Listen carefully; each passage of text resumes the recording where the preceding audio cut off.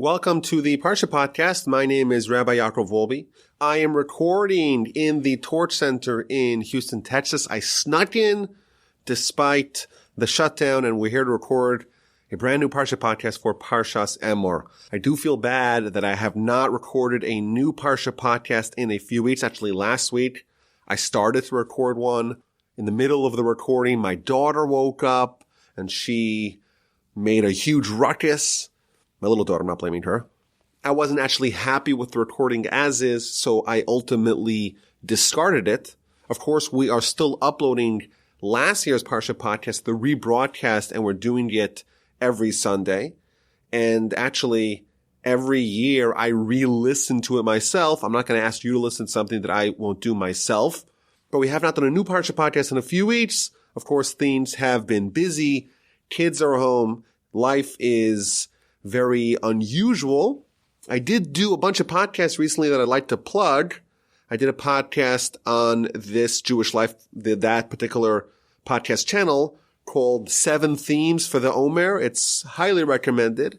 I also recorded 2 days ago, so it was uploaded recently this week, a new podcast on who was Rabbi Shimon Bar Yochai and why does Lag BaOmer matter, a very interesting subject. I also, last night, recorded a video. It's not a podcast yet. I hope to expand it into a full podcast. I recorded a video that's on the Torch YouTube channel.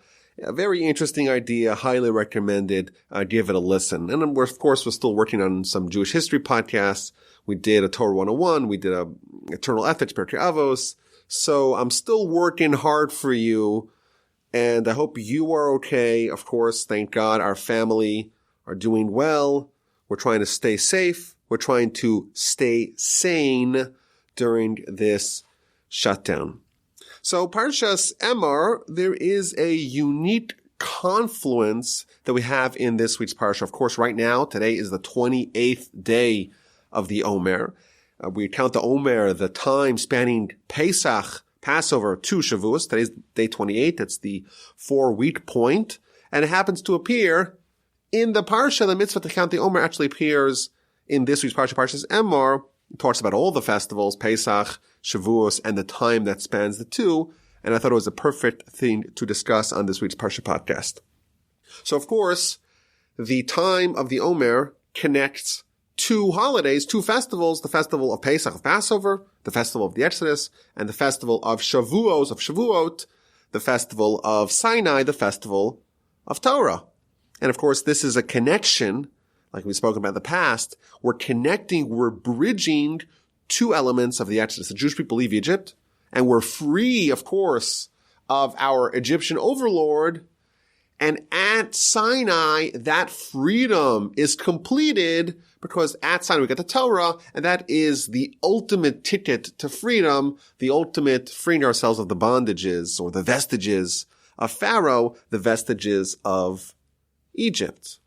Now, we're told, and we've mentioned this in previous podcasts, that the time of the Sephirah, of counting the Omer, that is a time that is designated for preparation, for anticipation for Sinai, for Torah.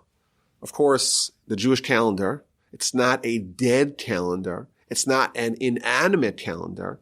It is a spiritual calendar with spiritual junctures throughout the year. If we did Pesach correctly, we were able to obtain a certain modicum of freedom reminiscent of the original Pesach, of the original Exodus. We're now in the process of preparing for Shavuos, preparing for Sinai, preparing to re-accept the Torah, also reminiscent of the first Shavuos, of the first Sinai experience, the revelation at Sinai. And therefore, this time, these 49 days, connecting these 2 points, are days of preparation. And how exactly is that done? That is a question that, of course, we should ask. And there are a lot of answers. How do we prepare for Torah? How do we prepare for Shavuot? How do we prepare for Sinai? That is the central question we have to ask during the weeks of the Sefirah. So, of course, the number one answer is, well, if you want to prepare for Torah, the best way to prepare for Torah is with Torah study. And in fact, if you go back historically, to the first time between Pesach and Shavuos, to the original Exodus, that story when the Jewish people left, and they are trekking to Sinai, what actually happened in the interim days spanning the Exodus and the sign of Revelation? Of course, there's the splitting of the sea, and they start getting the manna. But right after the splitting of the sea, we read in Exodus chapter 15, verse 22, they leave the sea, and they go in the wilderness of Shur, and they travel for 3 days in the wilderness, and they don't have any water. And they travel to a place called Marah. And in Marah, the water is very bitter. That's why it's called Marah. This is what the verse tells us. And the people complain to Moshe, we have nothing to drink. We've been going 3 days without water. Give us something to drink. So Moshe cries out to God. And God shows Moses a stick, a piece of wood. He throws it into the water, and miraculously, the water sweetened, and the nation has something to drink. And the verse concludes, this is again verse 25, Sham sam lo chok mishpat v'sham. So there, the Almighty placed for the Jewish people a law, an edict, and there they were tested. So what's the connection between the Jewish people getting the water and getting tested or getting some law? So Rashi tells us that in this locale, in this place they stopped, the place called Marah, even though this is before Sinai, before they formally received the Torah, some portions of the Torah were conveyed to them. And Rashi tells us, what are these portions? A, Shabbos, the laws of Shabbos. B, Para Aduma, the laws of the red heifer, the red cow that is slaughtered and processed and used to create the potion that's sprinkled upon people that came in contact with dead people, and it purifies them. And finally, Dinim, which is interpersonal laws. These are the three laws, or three categories of laws that the nation received in Marah. Talmud adds that they also received the law of honoring parents. That's what we're told. Now there's some obvious questions here. You know, the nation, we left Egypt, and now we're traveling with a destination. Of course, we have to shake free of the Egyptians, and we get rid of them at the splitting of the sea. We have to get some food, we get the manna, we have to get the water, but we're actually heading to a very specific destination, to the mountain of Sinai. And why are we going there? We're going there to get the Torah. So why is there this need to have a down payment of some mitzvahs of the Torah? Why is there a need when they arrive at Marah for them to get the three laws of Shabbos, of the red heifer, the red cow, and the general laws of interpersonal damages? Doesn't it make sense to just wait? Don't they have the ability to have a little bit of patience to wait for Sinai? Question A. Question B, why particularly these three mitzvahs? There could have been any mitzvah they could have chosen. Out of the 613, there's plenty of options. Why specifically these? So if you read Rashi, when Rashi comments of the mitzvahs that they got, Rashi, if you read it very critically, you may find the answer. Rashi says, in Marah, the Almighty gave them some of the portions of the Torah, sheyisastu bahem, so that they should have something to occupy themselves with. The reason why we got these three mitzvahs is not because the Almighty wanted to give us laws that we should fulfill. Rather, these were things that we should study so that we should have something to occupy ourselves with. And the Maharal elaborates. He says, on a Kabbalistic level, he says that when they went for 3 days without water, it doesn't only mean they went without physical water. It means that they went without spiritual water. Well, what's spiritual water? Study of Torah. The nation was starving. They were thirsting not only for the physical water, but also for the spiritual water, the nourishment of Torah. They were bereft of Torah. And the Almighty says, now's the time that they're marching to Sinai. But if they get to Sinai and they're dying of thirst, or they're dead of thirst, not just the physical thirst, but the spiritual thirst, who am I going to give Torah to? The nation of souls that left Egypt, they have to be spiritually sustained and spiritually vital before they can receive Torah.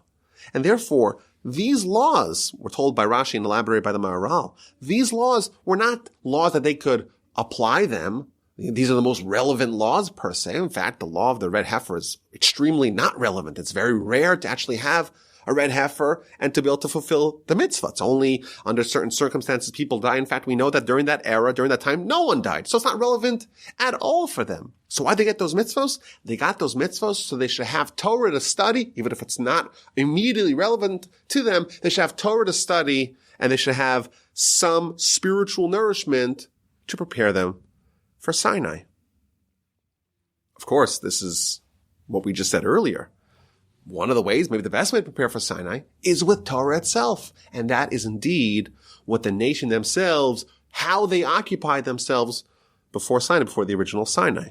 And the Maharal continues, and he says, these 3 mitzvahs were not arbitrarily chosen. These are 3 different kinds of Torah subjects that potentially could appeal to 3 different kinds of people. And he elaborates. We have the laws of Shabbos. And the unique characteristic of the laws of Shabbos is that it is very numerous. There's a preponderance of complicated laws. There's so much there.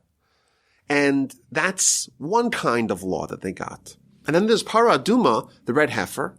And there's not so many laws. In fact, there's very few laws. But the laws are very deep. It's not very broad. It's not horizontally challenging. It's vertically challenging. He quotes a verse in Ecclesiastes, Amok. It's very, very deep, and who can fathom it?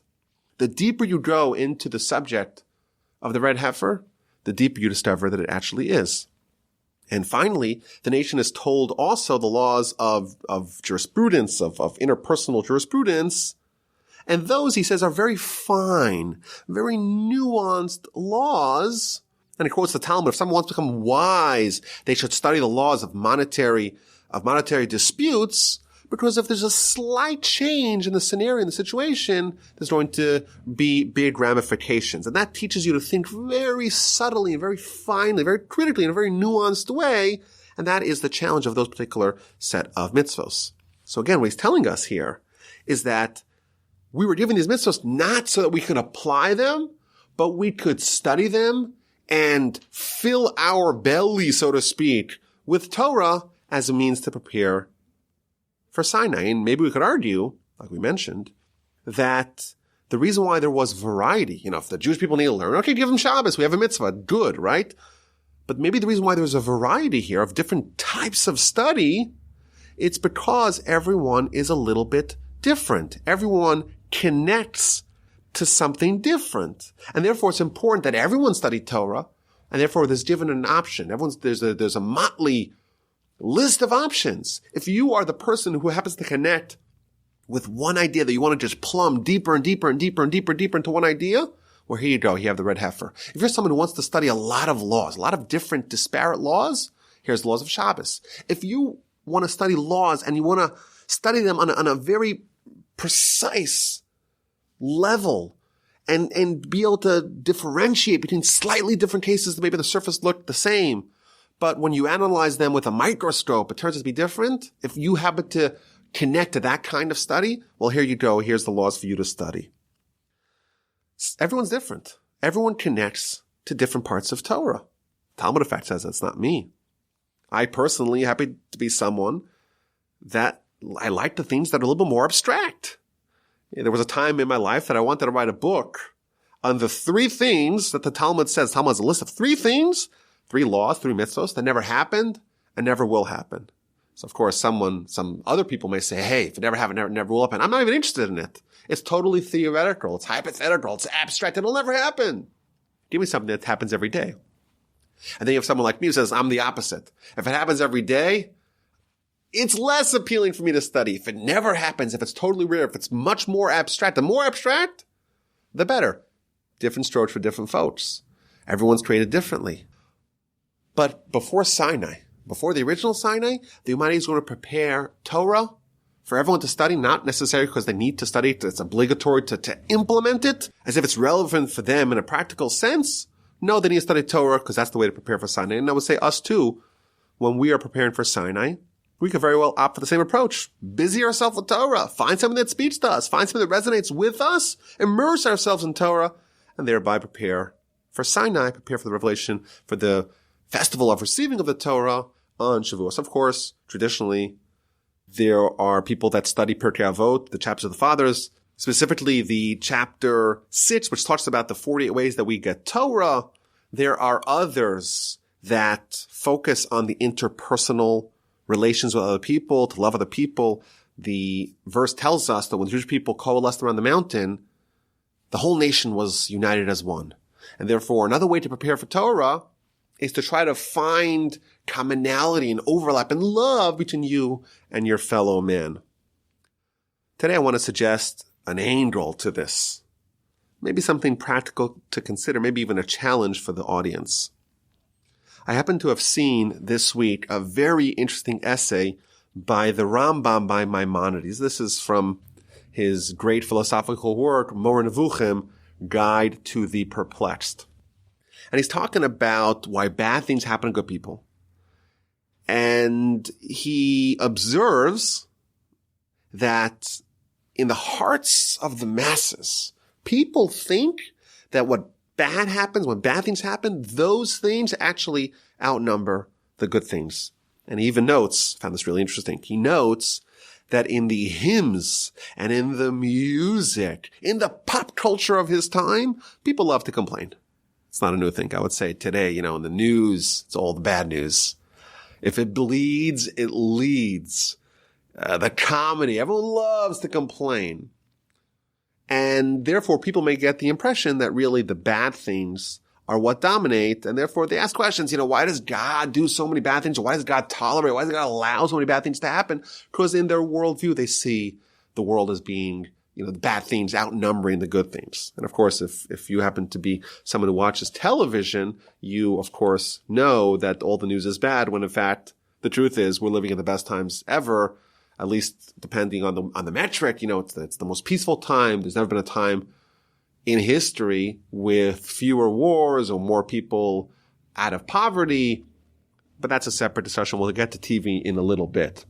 But the Rambam goes on to elaborate why bad things happen to good people. It's a very long essay, but I want to point to one of his ideas that he says. He says the majority of bad things, when bad things do happen to a person, it's their own fault. And that is because what people do to themselves with their bad character, and he elaborates, they have too much lust, they have too much desire for food, for drink, for intercourse, and they take it more than they need. They eat too much, they indulge too much, or they do in the wrong order. Maybe they have the dessert first and then they have the meal. Or they have bad food, poor quality food. Sounds very, very modern, right? As a result of people behaving in a way that's harmful for themselves, this is the reason, says the Rambam, of all illnesses, of all maladies, both physical and mental. And he goes on to elaborate. People develop mental illness or mental problems because they indulge themselves in things that are not necessary. And they retrain their nature to desire, to covet the things that are unnecessary. And things that they don't need, things that aren't helpful to them, things in fact that are harmful for them. And as a result of that, because even though they didn't need it initially, but because of that, they get addicted.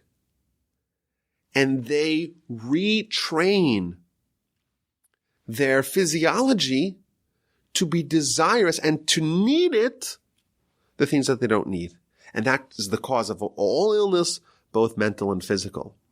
And then he goes on to point out that, the things that you do need, things that are absolutely essential, the real necessities, they're bountiful. There's plenty of it available. And the reason why people are miserable and the reason why people cause problems for themselves is because they develop addictions for things that are unnecessary. A very interesting and a very provocative idea from the Rambam. He's telling us there's a certain model here. The model is that you give your body its necessities, and then you give your soul Torah. That's what it should be.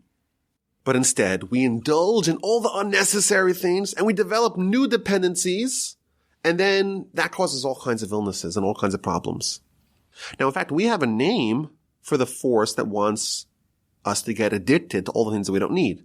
In Jewish literature, in Jewish philosophy, the name for the force that propels us towards addiction is called the Yetzer Hara. In fact, the very same formula that the Rambam writes appears in the Talmud of Avodah Zarah, page 17a.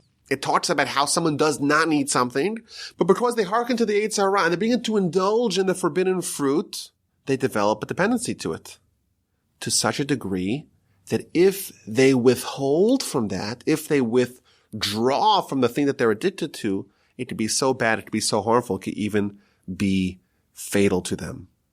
And in fact, this week, I also happen to have seen a very interesting comment by Ramchal, by Rabbi Moshe Chaim Luzzatto, in his seminal work, Mesilas Yesharim, Way of the Upright. He's talking about how the Yetzer Hara manipulates a person to be always frenetically busy, to the point where they have no free time to contemplate or to examine.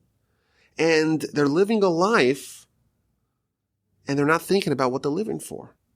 And that is because the Yetzer Hara fills up their time, making sure there's always something to do. There's always something to occupy yourself with, and you'll never have time to think about what really matters. This got me thinking. Torah perhaps can be defined as the anti-addiction, as the antidote for addiction. The Talmud already says clearly that the Torah is the antidote for the Yetzer Hara. And the Yetzer Hara, we explained, the Talmud says, that's the force that tries to get us addicted to all things that we don't need, to develop dependencies on things that cloud, that muddle our focus on what we're really living for. So if the Torah is the antidote for the Yetzer Hara, and the Yetzer Hara is the force that propels addiction, we could say, ergo, that Torah is the prophylactic against addiction. Now it's interesting, the Rambam is writing this 900 years ago, a long time ago. The Ramchal is 300 years ago. What about today? If there was a problem with addiction then, and the Talmud 2,000 years ago talking about addiction, today, our world, our society, there's addiction everywhere. Our whole societies, they're all addicts. We talked about TV earlier. Thankfully, I don't have a TV in my home. But I did Google the question, how long does the average American watch television a day? How many hours of television do they watch a day on average?